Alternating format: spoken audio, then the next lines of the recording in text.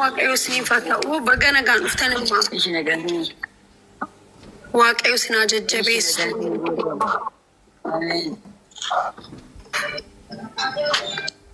Yaada keessan ibsachuu dandeessummaa as jalatti nama hedduutu isin dhaggeeffachaa jira.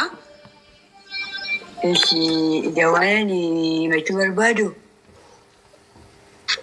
Waan himachuu barbaadu. Haasa'a. Biyya Itoophiyaa, Oromoo fi biyya alaa kan jiratanii mucaa koo kabajaa fi ulfinaan kan naaf fiddanii mana kootti galchitanii owwaalladhee fi baay'ee isin galateeffadhaa. Galanni isiniif haa ta'u jedha. Itti dabalee immoo ani humna hin qabu. Jireenya isheen keessa jiraattu akka ishee itti miidhamtee rakkoo isheen keessa galtee ani waan hin beeknee fi qabeenyaa ishee illee lafa hin beeknee fi ani wallaaltudha waan hin ta'e waan hin beeknee fi galfata godhee isinitti kennadha. Caalaa moo waan isin ijjiin haasa'uu hin qabu. Waan baay'ees immoo isin ijjiin haasa'uu hin danda'u. Obboleessa koo harmee koo mucaa isa simbiraatii haasa'aa jirti nuu kennaati. Yaada keessan inni sirriitti isiniif haa ibsu. Isin beena gatii ta'eef isin hubannaa isin arguu keenyatti baay'ee gammanneerra. Ati nuu ibsi maqaa kee wajjin. Cuucaawwanidha. Cuucaan jedhama. Isaan walumaa galatti waan baay'ee haasa'uu hin danda'anii. Kan isaan jechuu barbaadan immoo kabajaan reeffa mucaa koo na biraan ga'u keessanii fi guddaa galatoomaa isiniin jedhanii jiru. Uummata Itoophiyaa biyya alaaf biyya keessa jirtanii guddaa galatoomaa jedhanii jiru. Itti aansee immoo waa isaan jechuu barbaadanii ani akkaataa mucaan koo kun itti goddaamte hin beeku. Ana biraa yeroo muraasa dura kan isheen nagaa na biraa deemte. Amma immoo sababa isaa waan hin beeknee fi garaan koo nan cinne sababa isaa hin barree. Kanaa yoo isin danda'ame sababa isaa kanaa akkana deeggartanii adda naa baastanii humna hin qabu. Humna ittiin adda baafadhe humna ittiin deemee waan kana adda baafadhu hin qabu waan ta'eef imaanaan isinitti kennadhaa jechaa jiru. Haa ta'u ishee imma an biraa gaaffii natti ta'ee gaaffii dhimma mucaa koo kanaa uummanni koo naafa gaafatu yaada biraa jettanii qabda yoo jiraate yaada barbaadan ilma keessanitti madhaati inni sabatti isinii dabarsuu hin danda'a. Yaada garaa keessanitti isin dhukkubsaa jiru tokko lama jedhaati dubbatadhaa isin dhaga'aa jirraa nuun.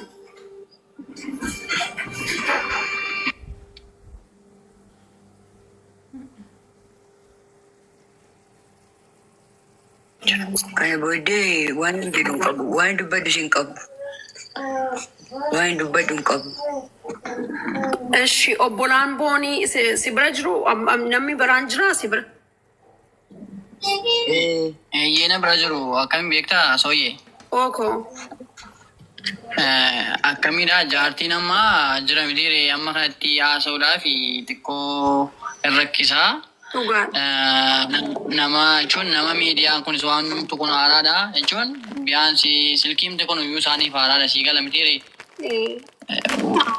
Walumaa galatti jaartiin haasaa dhiiraa haasa'uu hin barbaanne qaamni dhimmi isaa laallatu immoo waan jiru kana adda naaf baasu akkaataa du'a isheetii kana adda naaf baasu yaadni isaanii gabaabamatti jechuudha.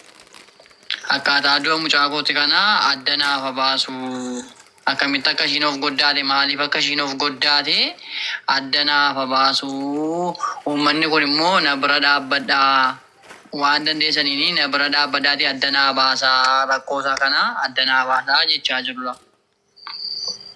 Tole ishee hin ga'a obbolaan ishee biraan jiru yoo ta'e gaaffii qaban yoo jiraate hin qabanis yoo ta'e deebii barbaadan kennuu danda'u. Obboleessi jira na bira.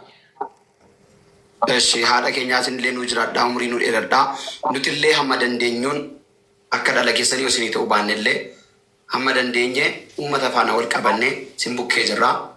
Isin amma kana of miitanii gadda keessa amma kana of buustanii akka of miitan hin barbaannu isin nu barbaachistu nu jiraadhaa umurii nu dheeradhaa haadha keenya unuuf isin booniif qofa otoo hin taane unuuf illee haadha unuuf warra isin bira jiruuf warra isin dhagaa jiruuf.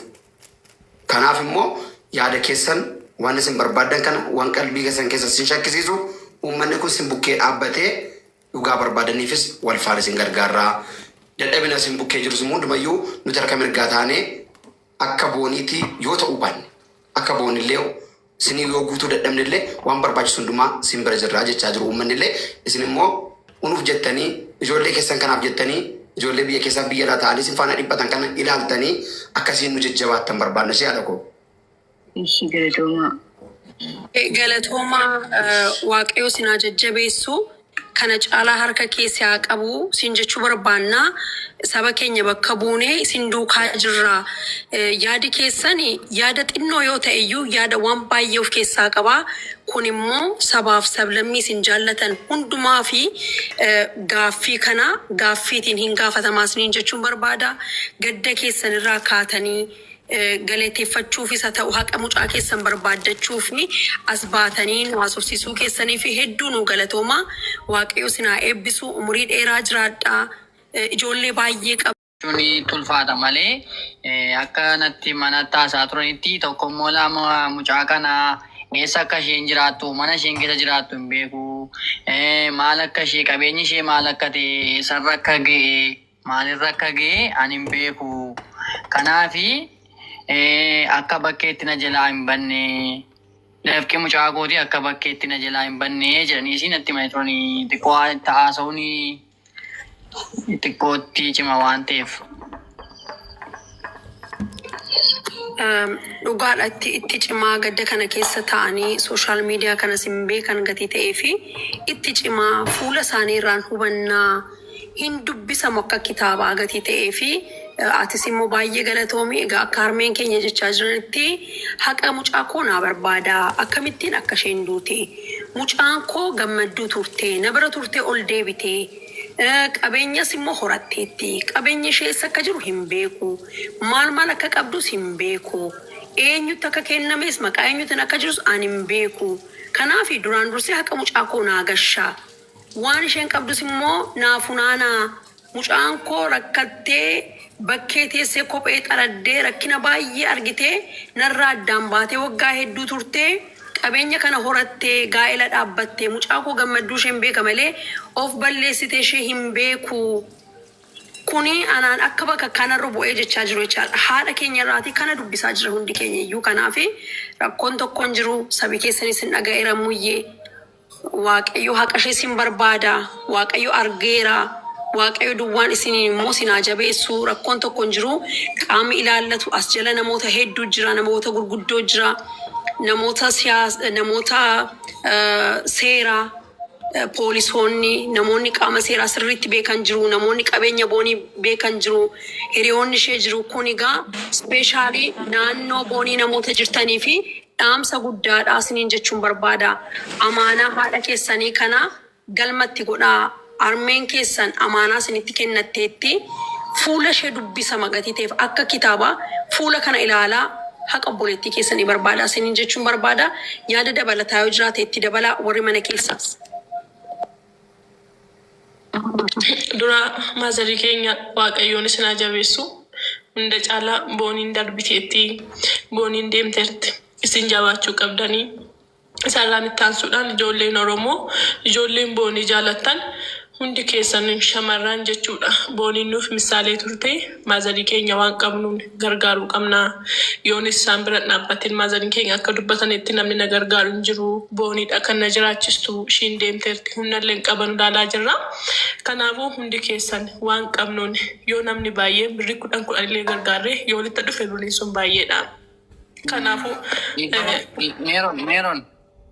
Gidduutti waan inni haasoo barbaadu amma walumaa gala kan isaan dhufanii fi waa'ee waan biraa osoo hin taane tokko uummata kana galateeffachuufidha kan isaan dhufan. Siigalee uummata kanaanii kabajaanii reeffa mucaa koo fiddanii ija kootiin awwaalna biratti ofii kootiin awwaallachuu koo fi baay'een isin galateeffadha. Itti aansee immoo haqa mucaa kooti. Mucaan koo gammadu turte waan itti badee hin jiru. Narra akkadha jettee waan natti maddee hin jiru. Ani hin beeku sababi isheen akkas of gootee fi ani hin beeku waan ta'eef sana baruun barbaada. Haqa sana dhugaa jiru sana baruun barbaada jechaa jiru. Kanaafidha kan isaan dhufanii tokko uummata Oromoo, uummata Itoophiyaa kana galateeffachuufidha kan isaan gara miidiyaa kanatti dhufanii. Lammata immoo haqa mucaa isaanii akka barbaadamudha. Jechuun haqii mucaa koo maal akka ta'e maaf mucaan koo akkas of goote kan jedhu fidha kan dhufanii kanumaadha isaan xumuraniiru isaaniin geggeessina isaan waan jiru isin maal akka jiru beektaa?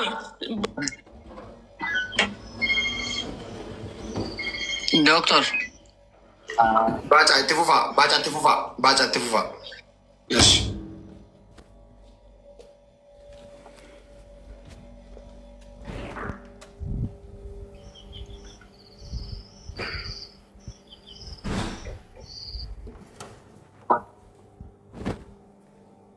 Dhaga'amaa jira kan kee